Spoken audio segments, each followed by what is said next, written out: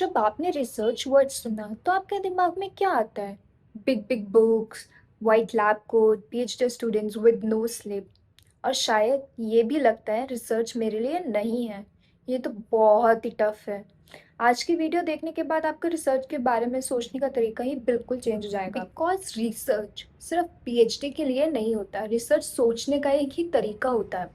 हाय, welcome और welcome back to the anxiety chronicles. अगर आप यहाँ नए हो तो माय नेम इज़ ज्योति, मैं एक पीएचडी स्कॉलर हूँ एंड हम इस चैनल पे डिस्कस करते हैं what is research, research related questions, day to day life and everything. तो आज की वीडियो स्पेशली बिगनर्स के लिए है, चाहे आप 10th में हो या 12th में हो, कॉलेज में हो या बस समझना चाहते हो कि आखिर रिसर्च होता क्या है, कौन कर सकता है। तो will discuss about it today. तो बिफोर वी स्टार्ट, सबसे पहले तो एक मिथ को क्लियर करते हैं कि रिसर्च का मतलब सिर्फ रट्टा मारना नहीं होता। रिसर्च का मतलब सब कुछ ऑलरेडी आना भी नहीं होता। तो रिसर्च का मतलब आखिर होता क्या है फिर? क्वेश्चंस पूछना, ऑब्जर्व करना, समझने की कोशिश करना। और अगर आपने लाइफ में कभी वाई पूछा है तो congratulations, you are already researcher mindset. तो चलो अब हम इसको रिसर्च को एक सिंपल स्टोरी से समझते हैं which you already might know. So एक दिन एक एप्पल पेड़ से गिरा। एक दिन एक एप्पल पेड़ से गिरा। तो ये एप्पल रोज गिरता था, सबने देखा, लेकिन एक इंसान ने अलग सोचा। उसने ये नहीं बोला कि हाँ ठीक है एप्पल गिर गया। उसने ये पूछा एप्पल नीचे ही क्यों गिरा, ऊपर क्यों नहीं गिरा या साइड में क्यों नहीं गिरा। यहीं से रिसर्च शुरू होती है। एप्पल गिरना तो नॉर्मली था बट क्वेश्चन पूछना was different. That is what lead you to research.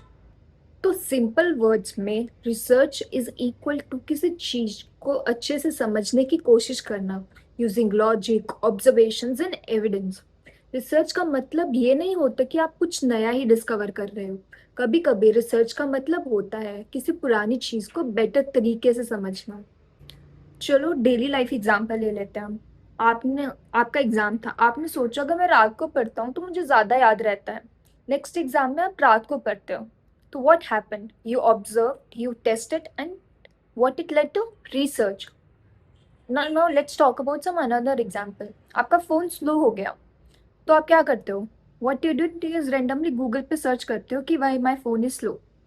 Congratulations, you did research again. Now next is who can do research. अब एक इम्पॉर्टेंट सवाल, कौन रिसर्च कर सकता है, राइट?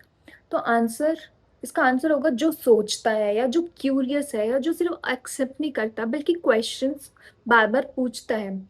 एज का कोई लिमिट नहीं होता, मार्क्स का कोई बार नहीं होता and English perfect absolutely not required. तो रिसर्च क्या सिर्फ लैब्स में होती है? बिल्कुल नहीं। There are actually many type of researches, for example, science research, medical research, social research, educational research, and even market research. अब आप जब यूट्यूब या इंस्टाग्राम के कमेंट्स पढ़ के डिसाइड करते हो कि आपको कौन सा फ़ोन लेना है, तो वो भी एक टाइप की रिसर्च ही है। Now I would like to specifically talk to 10th and 12th students. Research का मतलब ये नहीं होता कि आप अभी से डिसाइड कर लो कि आपको पीएचडी करनी है या नहीं। रिसर्च का मतलब है better thinking, better problem solving, better decision making. जो स्टूडेंट रिसर्चर माइंडसेट को डेवलप करता है वो सिर्फ एग्जाम ही नहीं, लाइफ के क्वेश्चंस भी बेटर हैंडल करता है। हाँ जी। तो आपको क्या लगता है फिर रिसर्च सिर्फ टॉपर्स के लिए होता है? बिल्कुल नहीं, ये एक और सबसे बड़ा मिथ है। रिसर्च सिर्फ टॉपर्स के लिए नहीं होता बिल्कुल भी।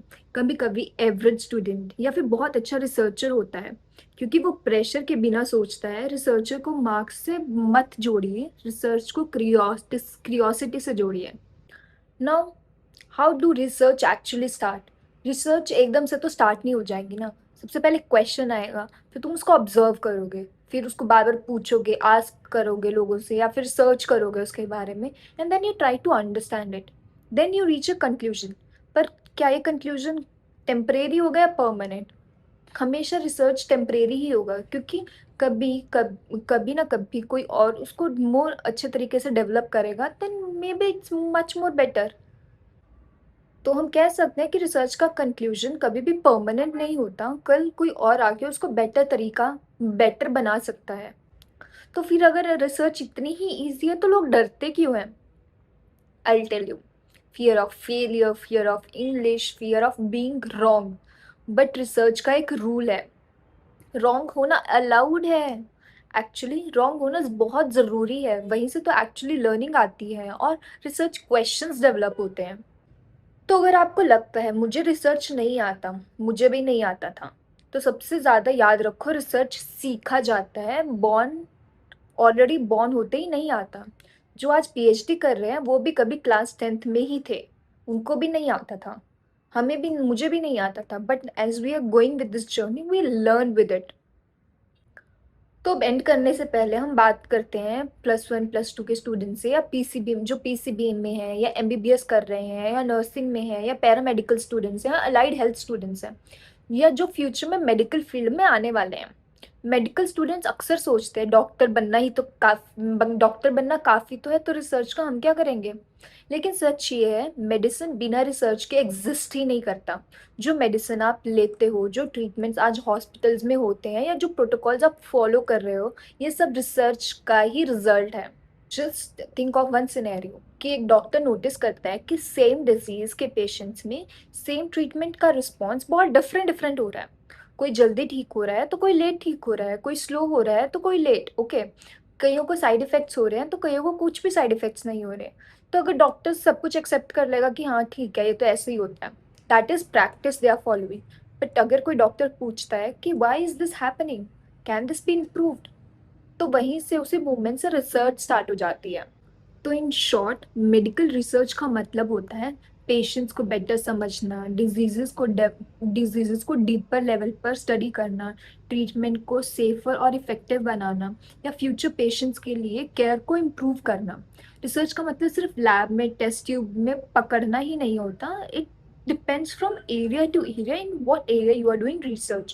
So clinical research, imaging research, public health research, educational research, ये सब मेडिसिन का ही पार्ट है, but kind of different different areas.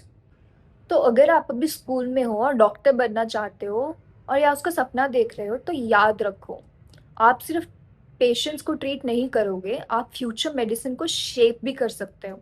Research आपको ये पावर देता है कि आप सिर्फ फॉलो ना करो, आप बाकी चीज़ों को इम्प्रूव भी करो।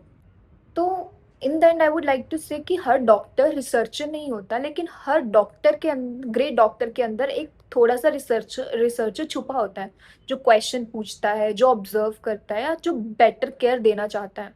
और शायद आज से आप भी सिर्फ मेडिकल स्टूडेंट नहीं रहोगे, बल्कि मेडिकल थिंकर बनने की कोशिश करोगे।